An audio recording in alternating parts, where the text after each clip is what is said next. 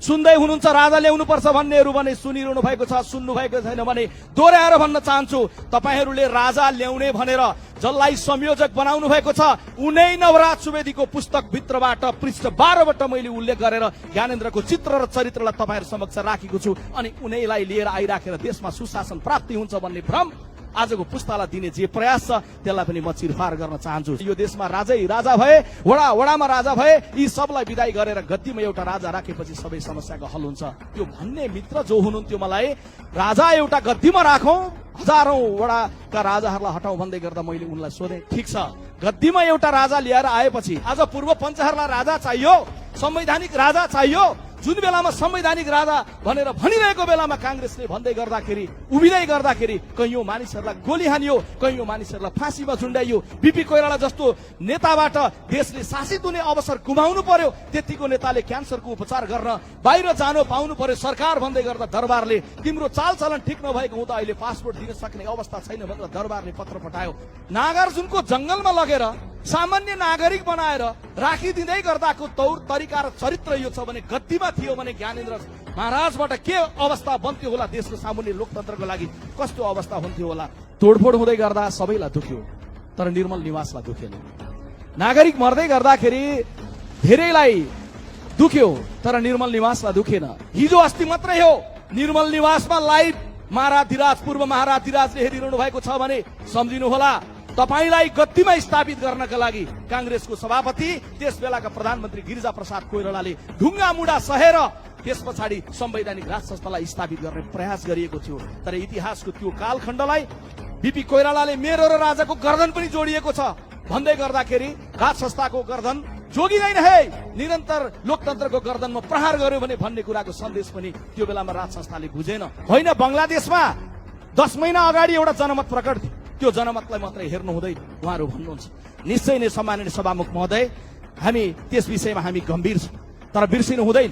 बंगलादेशको अवस्था र हाम्रो अवस्थाको बीचको फरक बिर्सिनु हुँदैन।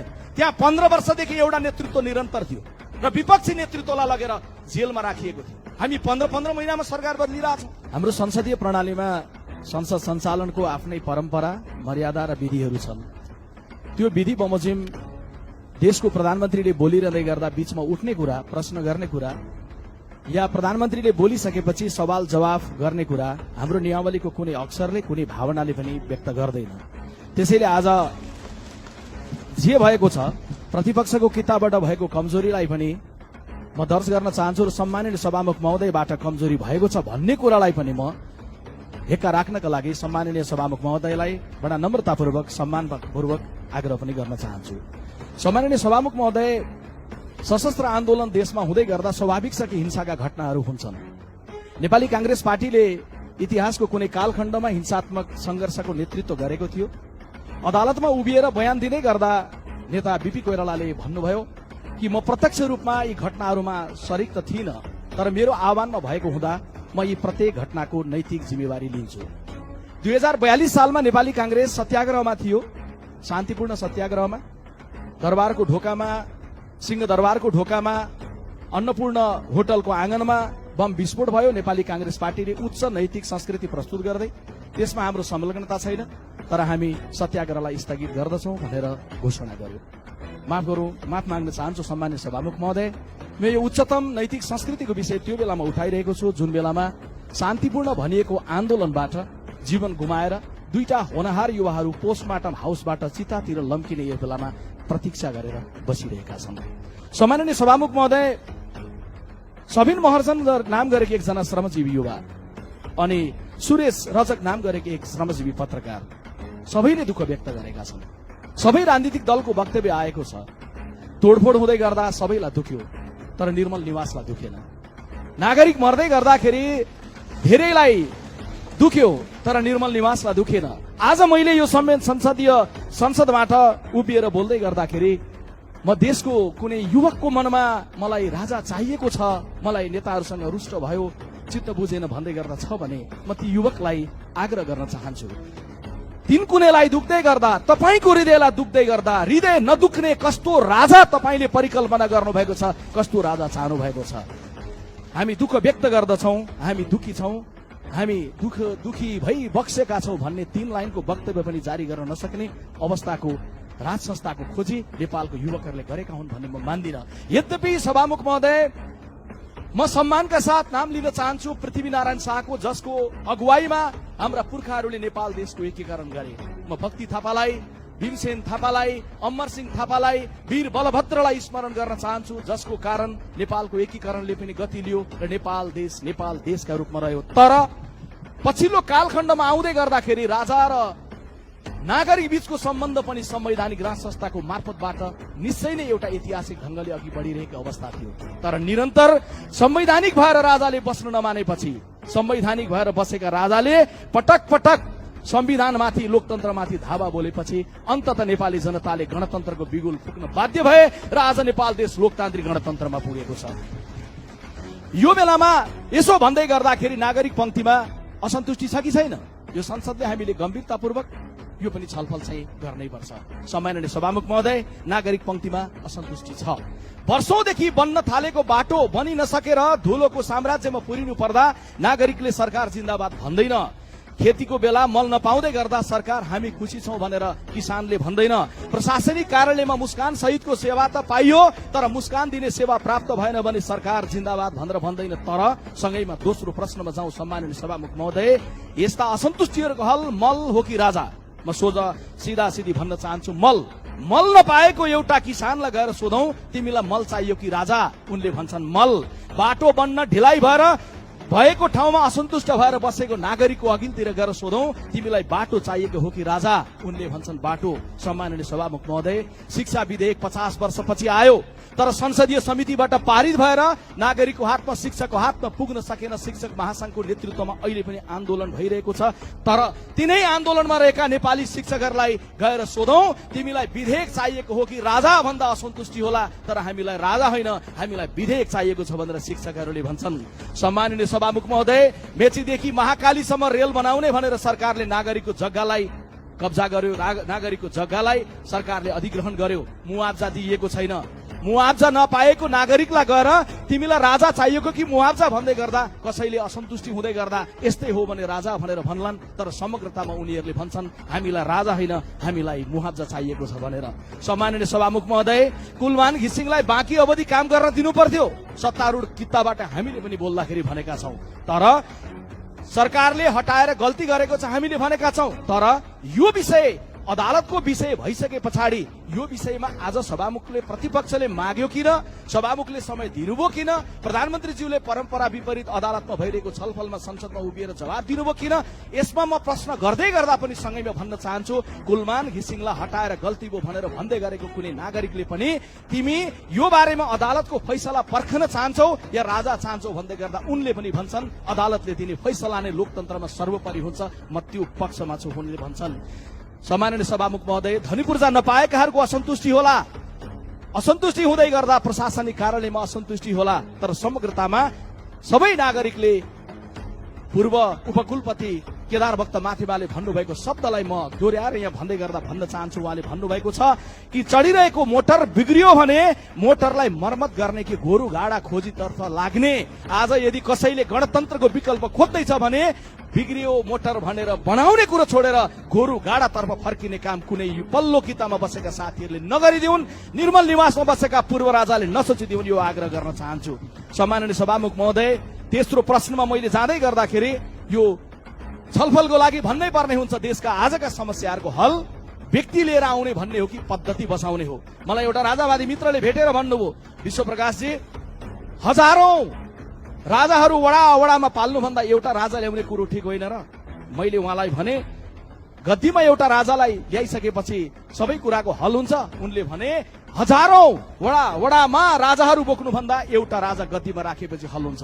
मैले उनलाई प्रश्न गरेँ, सभामुख महोदय, एउटा भाष्य सामाजिक सञ्जाल मार्फतबाट नागरिक पंक्तिमा के बनाउन खोजिएको छ भने असन्तुष्टिको जगमा त्यसलाई भजाएर के प्रयत्न गर्न खोजिएको छ भने यो देशमा राजै राजा भए, वडामा राजा भए, यी सबलाई विदाई गरेर गद्दीमा एउटा राजा राखेपछि सबै समस्याको हल हुन्छ।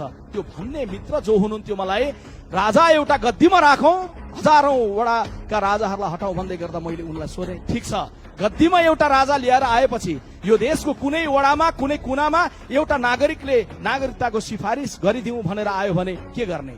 वडामा वडाध्यक्ष नभइसकेपछि राजाकोमा नारायण हिटी पठाउने हल हुन्छ भन्दै गर्दा उनले भने होइन, वडाध्यक्ष त चाहिने रहेछ। अनि मैले भने वडाध्यक्ष चाहिन्छ भने वडाध्यक्षहरूको प्रमुख भएर पालिकाको प्रमुख चाहिएला कि नचाहिएला? उनले भने पालिकाको प्रमुख पनि चाहिने रहेछ। पालिकाको प्रमुख चाहिन्छ भने त्यहाँको जनताको स्थानीय भावनालाई केन्द्र र प्रदेशको सरकारसम्म पुर्याउनका लागि सांसद चाहिन्छ कि चाहिँदैन होला? कि वडाध्यक्षले पुर्याउँछन् कि गद्दीका राजाले आफै अन्तर्यामी भएर बुझ्छन्? भन्दा होइन, सांसद पनि चाहिने रहेछ। त्यसैले आज मैले भन्दै गर्दाखेरि उहाँले भनेको अर्को वाक्यमा जान चाहन्छु। उहाँ सहमत हुनुभयो, स्थानीय तह पनि चाहिन्छ, प्रदेश पनि चाहिन्छ, केन्द्र पनि चाहिन्छ।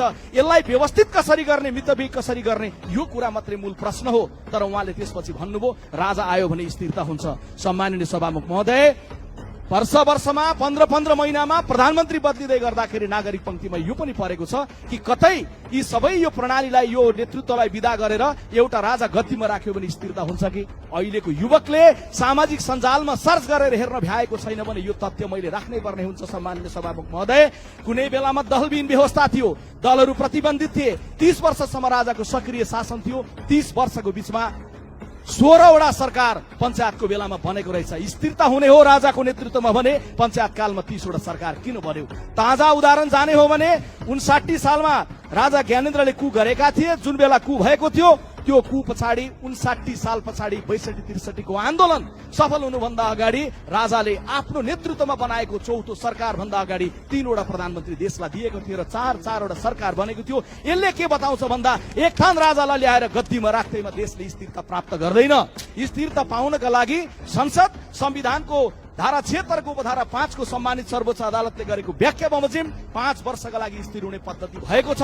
तर प्रधानमन्त्री 5 वर्षसम्म रहने खालको पद्धति के हुन सक्छ भन्ने कुरोका लागि संविधान संशोधनको बेलामा हामीले छलफल गर्ने हो। कसैलाई गद्दीमा ल्याएर राख्ने बित्तिकै देशले स्थिरता पाउँदैन भन्ने कुरो आजको पुस्तालाई हामीले बुझाउने हो। सम्माननीय सभामुख महोदय, राजतन्त्र आयो भने सुशासन हुन्छ। आज युवकहरूलाई बुझाउँदा त्यो प्रयास गरिएको छ। निश्चय नै आज हामीले नेतृत्व गर्दै गर्दा सुशासनका कैयौं मानकहरू भत्किएको, कमजोरीहरू भएको, सुशासन राम्रोसँग दिन नसकिरहेको सन्दर्भमा हामीले गम्भीरतापूर्वक आत्मसमीक्षा गर्ने र सुशासनको लागि पहल प्रतिबद्धता गरेर जाने विषय एउटा भयो।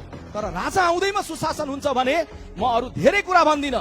अहिले कुनै युवकले राजा आउँदा सुशासन हुन्छ भने हाम्रा कुरा सुनिदियोस्। राजा ल्याउने आन्दोलनको जसलाई संयोजक बनाइएको छ 82 वर्षीय नवराज सुवेदीजीले लेख्नु भएको किताब इतिहासको एक कालखण्ड भन्ने पुस्तकको पृष्ठ नम्बर 12 मा गएर उनले पढिदियोस्। त्यो पुस्तकमा लेखिएको छ सम्माननीय सभामुख महोदय कि संसारकै प्रसिद्ध र महँगो मानिने ओमेगा घडीले स्विजरल्यान्डबाट नेपाल आएर सो घडी उत्पादन गर्ने फ्याक्ट्री खोल्नका लागि नेपालमा अनुमति माग्यो। अनुमति माग्दै गर्दा उनीहरूले भने हामी कसैलाई शेयर नदिकन हामी आफै नै गर्न चाहन्छौं।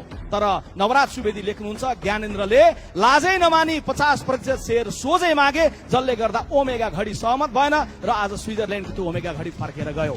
सम्माननीय सभामुख महोदय, म फेरि दोहोर्याउन चाहन्छु। सुन्दै हुनुहुन्छ राजा ल्याउनु पर्छ भन्नेहरू भने सुनिरहनु भएको छ, सुन्नु भएको छैन भने दोहोर्याएर भन्न चाहन्छु।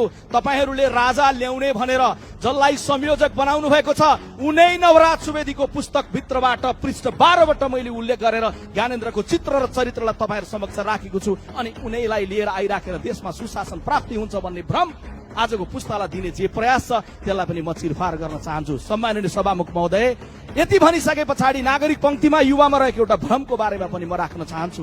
त्यो भनेको के हो भने राजालाई लिएर आयो भने यो देशको विकासको गति हुन्छ। निश्चय नै विकासको गति हामीले सोचे जस्तो पर्याप्त हामीले गर्न सकेका छैनौं। सरकारले गम्भीरतापूर्वक पुँजीगत बजेटको खर्च कसरी बढाएर जाने, कसरी हाम्रो विकास निर्माणको सन्दर्भमा भएको ढिला सुस्तीलाई अन्त्य गरेर जाने भन्ने कुराको गम्भीरता हामीले राख्नै पर्छ। तर सभामुख महोदय, 15 गतेका दिन तिनकुनेको तोडफोड हुनुभन्दा 1 घण्टा अगाडि एसई को परीक्षा सकिँदै गर्दा एसई दिएका ती लाखौं विद्यार्थीले सम्झिए भने अघिल्लो रात उनीहरूले बिजुली बत्तीको उज्यालोमा एसईको तयारी गरेका थिए। किनभने सभामुख महोदय, आज 94% नेपालीको घरमा बिजुली बत्ती पुगेको छ। कुनै बेला राजाको पालामा, राजाको सक्रिय शासन भएको बेलामा हामीले एसई दिँदै गर्दा टुकी मुनि बत्ती बालेर टुकीको बत्ती मुनि एसई दिएका थियौं सभामुख महोदय। किनभने त्यो बेलामा केवल 9% नागरिकको घरमा मात्रै बिजुली बत्ती पुगेको थियो। सभामुख महोदय, राजाले शासन गरेको त्यो सक्रिय प्रणालीको बेलामा 36% नेपालीको घरमा बिजुली बत्ती पुगेको थियो, 36% नेपालीको घरमा पानी पुगेको थियो। आज 81 सालमा आइपुग्दै गर्दा 95% मा पानी पुगेको छ। बिजुलीको उत्पादन त्यो बेला हुँदै गर्दा केवल 227 मेगावाट थियो राजाको पालामा, आज 3241 मेगावाट भएको छ र पछिल्लो लोकतान्त्रिक प्रणालीमा गइसके पछाडि विद्युत उत्पादनको मात्रा बढेर गएको छ। राजाले त्यो बेलामा सक्रिय शासन गरेको बेलामा प्रत्येक नेपालीको प्रति व्यक्ति आएको हिसाब गर्दै गर्दा $180 थियो, आज $1456 पुगेको छ। सम्माननीय सभामुख महोदय, त्यो बेलामा सक्रिय राजा गद्दीमा बसेर शासन गरेको बेलामा हामी नेपालीहरूको औसत आयु 57 वर्ष थियो, आज 71 वर्ष पुगेको छ। यसले के बताउँछ भने राजाको हातबाट होइन, राजालाई विदाई गरिसकेपछि निर्वाचित भएको जनताको हातबाट मुलुकको विकासको सन्दर्भमा धेरै ठूलो गति नै भयो भने एउटा प्रगतिको आकार बढेको छ। यति भनिसके पछाडि मैले एउटा अर्को प्रश्नमा चाहिँ राप्रपामै रहेका साथीहरूले पनि आत्मसमीक्षा गर्नका लागि, राजावादी आन्दोलनमा सामेल भएका मानिसहरूले समीक्षा गर्नका लागि आग्रह गर्न चाहन्छु। के शाहवंशीय राजाहरू संवैधानिक भएर बस्न सक्छन्? सम्माननीय सभामुख महोदय, यसको लागि हाम्रो अनुभव पल्टाउँ, संसारको किताब पल्टाउनु पर्दैन। हाम्रो अनुभव पल्टाउँदा सबभन्दा बढी कसलाई सोध्ने? संवैधानिक भएर राजा बस्न सक्छन् कि सक्दैनन् भन्ने कुरा सोध्नका लागि राप्रपाका साथीहरूको हृदयलाई होइन, कांग्रेसको अनुभव गरेको हृदयलाई सोध्नुपर्छ। कांग्रेसलाई चाहिँ सबभन्दा बढी अनुभव नेपालमा राजाहरू संवैधानिक भएर बस्न सक्छन् कि सक्दैनन् भन्ने कुराको लागि। किनभने कुनै बेला संवैधानिक राज संस्थाको हिमायती केवल कांग्रेस थियो सभामुख महोदय। आज पूर्व पञ्चहरूलाई राजा चाहियो, संवैधानिक राजा चाहियो। जुन बेलामा संवैधानिक राजा भनेर भनिरहेको बेलामा कांग्रेसले भन्दै गर्दाखेरि, उभिँदै गर्दाखेरि कैयौं मानिसहरूलाई गोली हानियो, कैयौं मानिसहरूलाई फाँसीमा झुन्डाइयो। बीपी कोइराला जस्तो नेताबाट देशले शासित हुने अवसर गुमाउनु पर्यो। त्यतिको नेताले क्यान्सरको उपचार गर्न बाहिर जानु पाउनु पर्यो। सरकार भन्दै गर्दा दरबारले तिम्रो चालचलन ठिक नभएको हुँदा अहिले पासपोर्ट दिन सक्ने अवस्था छैन भनेर दरबारले पत्र पठायो। आज संवैधानिक राज संस्था भनेर भन्दै गरेको कांग्रेसको अनुभवलाई लिएर हेर्नुहोस्, आज संवैधानिक राज संस्था होइन, देशले लोकतान्त्रिक गणतन्त्र मार्फतबाट अगाडि जानुपर्छ भन्ने हाम्रो अनुभव छ। सम्माननीय सभामुख महोदय, हिजो अस्ति मात्रै हो निर्मल निवासमा लाइभ महाराधिराज, पूर्व महाराधिराजले हेरिरहनु भएको छ भने सम्झिनुहोला। तपाईलाई गद्दीमा स्थापित गर्नका लागि कांग्रेसको सभापति, त्यस बेलाका प्रधानमन्त्री गिरिजा प्रसाद कोइरालाले ढुङ्गा मुढा सहेर त्यस पछाडि संवैधानिक राज संस्थालाई स्थापित गर्ने प्रयास गरिएको थियो। तर इतिहासको त्यो कालखण्डलाई बीपी कोइरालाले मेरो र राजाको गर्दन पनि जोडिएको छ भन्दै गर्दाखेरि राज संस्थाको गर्दन जोगिँदैन है, निरन्तर लोकतन्त्रको गर्दनमा प्रहार गर्यो भने भन्ने कुराको सन्देश पनि त्यो बेलामा राज संस्थाले बुझेन। त्यसैले गर्दै गर्दा अहिलेको मिडियामा संवैधानिक राज संस्था भनेर हामीले भनेको त्यो हाम्रो अनुभवको जगमा देशले बुझ्नुपर्छ।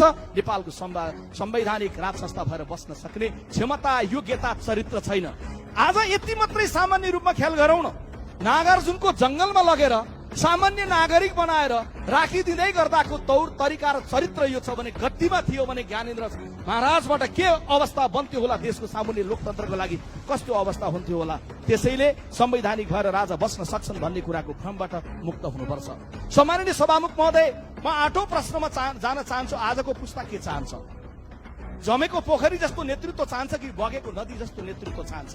कति बेला लागेको छ कि प्रधानमन्त्रीको कुर्सी केही वर्ष यता तीनटा नेताको वरिपरि घुम्न थाल्यो, राजा ल्याइयो भने उहाँहरूबाट मुक्ति हुन्छ। असन्तुष्टि छ, गुनासो छ, निराशा छ, प्रश्न छ, तर प्रक्रिया के हो? हामीले राजालाई लिएर आउँदै गर्दाखेरि निरन्तर अनुहारहरू दोहोरिएको हामीले हेरेका होइनौँ। राजाको बेलामा कुनै बेलामा सूर्यबहादुर थापा नाम गरेको व्यक्तित्व लगातार पाटै पिलो गर्दै गर्दा 5 पटक प्रधानमन्त्री बन्नुभएको होइन। हामी योसँग निश्चय नै सहमत छैनौँ कि निरन्तर हाम्रो नेतृत्व उही दोहोरिरहोस् भन्ने कुरामा निश्चय नै हाम्रा भित्र पनि प्रश्नहरू छन्। तर सभामुख महोदय, नेताहरू त बुढो भएपछि, बुढो हुन लागेपछि रिटायर्ड बन्नु होला, या हामी निर्वाचनबाट नागरिकलाई जचेन भने नागरिकले मतदानको प्रक्रियामा लाइन लागेर नेतृत्वमा रहेकाहरूलाई विदा गर्न सकिएला। तर गद्दीमा बसेको राजा कुनै निर्वाचनको मतपत्रबाट विदाई हुँदैनन्, विदाई हुँदै गर्दा कुनै पार्टीको निर्णयबाट विदाई हुँदैनन्, कुनै संसदीय दलको निर्णयबाट विदाई हुँदैनन्। गद्दीमा बसेको राजाको विदाई भनेको त मृत्युपछि मात्रै हुन्छ। आजको पुस्ता निरन्तर नेतृत्वलाई बदल्न सक्ने लोकतान्त्रिक गणतन्त्रको पद्धति भन्दा फरक खालको पद्धति सोध्छ। मैले यो पनि सोध्नु छ, आजको पुस्ता कर्ममा विश्वास गर्छ कि गर्भमा विश्वास गर्छ? कर्म गरेर, संघर्ष गरेर, जनताको बीचमा भिजेर, आफूलाई जिम्मेवार बनाएर, परिपक्व बनाएर, देशको बारेमा, दुनियाँको बारेमा दृष्टिकोण बोकेर कर्म गरेर आएको नेतृत्वको पक्षमा उभिन चाहन्छ आजको पुस्ता, कि गर्वमा छँदै अमुक रहेको गर्वको अघिल्तिर उभ, सेल्युट गर, तिम्रो भोलिको राजा त्यो गर्वपत्र आउँदैछ भन्ने खालको पद्धति के आजको पुस्ताले रुच्न चाहन्छ? निश्चयले चाहँदैन। सम्माननीय सभामुख महोदय, म अन्तिममा पुग्दै गर्दा आग्रह गर्न चाहन्छु, देशको जनमत के छ? देशको जनमत 15 गतेको दिन पनि दुईटा प्रदर्शन भयो। एउटा प्रदर्शनी मार्गमा शालीन ढङ्गमा भयो। नेकपा माओवादी लगायत एकीकृत समाजवादी लगायत दलहरूले गरेको प्रदर्शनमा हजारौंको सहभागिता थियो। कुनै हिंसा थिएन, कुनै तोडफोड थिएन। त्यहाँ कुनै न कुनै रूपमा सबैको भावनात्मक प्रतिनिधित्व भएको थियो। अर्को प्रदर्शन तीनकुनेमा थियो। त्यसको कस्तो चित्र रह्यो, कस्तो चरित्र रह्यो, म त्यसमा लामो व्याख्या गर्न चाहन्न। तर म स्मरण गराउन चाहन्छु, सम्माननीय सभामुख महोदय, फागुन 25 को प्रदर्शनको चर्चा छ, तीनकुनेको चर्चा छ, तर प्रदर्शन यो देशमा चैत्र 5 गते पनि भएको छ। चैत्र 5 गते यो देशको 100औं क्याम्पसहरूमा निर्वाचन भएको छ। गणतन्त्र होइन राजतन्त्र ल्याउनु पर्छ भन्नेहरूले अरू केही पर्दैन। राप्रपाको अध्यक्षजीको फेसबुक पेज पल्टाएर हेर्नुस्, त्यहाँनिर कलेज जित्दै गर्दा गणतन्त्रको पक्षमा कति जिते, देशको जनमत के छ भन्ने पुष्टि हुन्छ। त्यहाँ देख्नुहुन्छ एकजना दारी पालेको युवकको तस्बिर टाँच्नु भएको छ राप्रपाको अध्यक्षले, अनि लेख्नु भएको छ राप्रपाको नजिकको राप्रविसङको तर्फबाट फलानो कलेजमा निर्वाचित भएको सोभियुको सभापति। झापाको एउटा कलेज जहाँ 40 विद्यार्थी थिए, मत गिरेको 37, 26 मत ल्याएर विजय हुनुभयो। त्यो एउटा मात्रै पोस्टले बुझाउँछ देशभरि चुनाव हुँदै गर्दा सर्वाधिक संख्यामा विजयी भएको विद्यार्थी संगठनहरू कांग्रेस नजिक, एमाले नजिक, माओवादी नजिक, गणतन्त्रको पक्षमा हजारौं विद्यार्थीहरूले मत व्यक्त गरेको अवस्था छ। त्यसैले गर्दै गर्दा जनमत भन्ने कुरालाई यहाँ ख्याल गर्नुपर्छ। अर्को हेका राखौं कति बेले भन्नुहुन्छ, जनमत सदस्य यहाँको समस्या सम्माननीय सभामुख महोदय, मैले सक्न लागे जनमत भन्दै गर्दा कति बेले भन्नुहुन्छ, होइन बंगलादेशमा 10 महिना अगाडि एउटा जनमत प्रकट थियो, त्यो जनमतलाई मात्रै हेर्नु हुँदैन उहाँहरू भन्नुहुन्छ। निश्चय नै सम्माननीय सभामुख महोदय, हामी त्यस विषयमा हामी गम्भीर छौं, तर बिर्सिनु हुँदैन। बंगलादेशको अवस्था र हाम्रो अवस्थाको बीचको फरक बिर्सिनु हुँदैन। त्यहाँ 15 वर्षदेखि एउटा नेतृत्व निरन्तर थियो र विपक्षी नेतृत्वलाई लगेर जेलमा राखिएको थियो। हामी 15 महिनामा सरकार बदलिरहेछौँ। विपक्षी नेतृत्व र सत्तापक्षी नेतृत्व हामी सँगसँगै छौँ। हामीले यो तथ्यलाई बिर्सिनु हुँदैन। अनि बंगलादेश भन्ने हो भने बिर्सिनुहुन्न। बंगलादेशको नमुना अस्ति तीनकुनेमा देखियो। यो देशको सचेत कुनै बौद्धिक या सामान्य कुनै नागरिकले पनि तीनकुने प्रकृतिको घटना के दोहोरिएको देख्न चाहन्छ? कोही पनि त्यो प्रकृतिको घटना देख्न चाहदैन। सम्माननीय सभामुख महोदय, यो बेलामा त्यसैले म लेखक बसन्त बस्नेतले भनेको वाक्यलाई उद्धृत गर्न चाहन्छु, लौ हो चाहिएन बंगलादेश। त्यसैले यो बेलामा अन्तिममा म आग्रह गर्न चाहन्छु सम्माननीय सभामुख महोदय, एउटा कल्पनाको चित्र राख्न चाहन्छु। यो भनेको के हो भने, कल्पना गरौं राजालाई गद्दीमा ल्याएर राखियो। गद्दीमा ल्याएर राखिएको राजा आइसके पछाडि राजाले सोचे अनुसार, राप्रपाकै साथीहरूले सोचे अनुसार शासन प्रणाली अघि जान थाल्यो। 10 महिनापछि, वर्ष दिनपछि असन्तुष्टिको नयाँ आँधी आयो भने श्री पशुपतिनाथले हामी सबैको कल्याण गर्लान्। सम्माननीय सभामुख महोदय, तर त्यो कल्याण गर्नेहरूको लिस्टमा पूर्व राजाको नाम हुन सक्छ कि सक्दैन? निर्मल निवासमा ठण्डा दिमागले बसेर पूर्व राजाले सोचिदिउन्। धन्यवाद। जय नेपाल।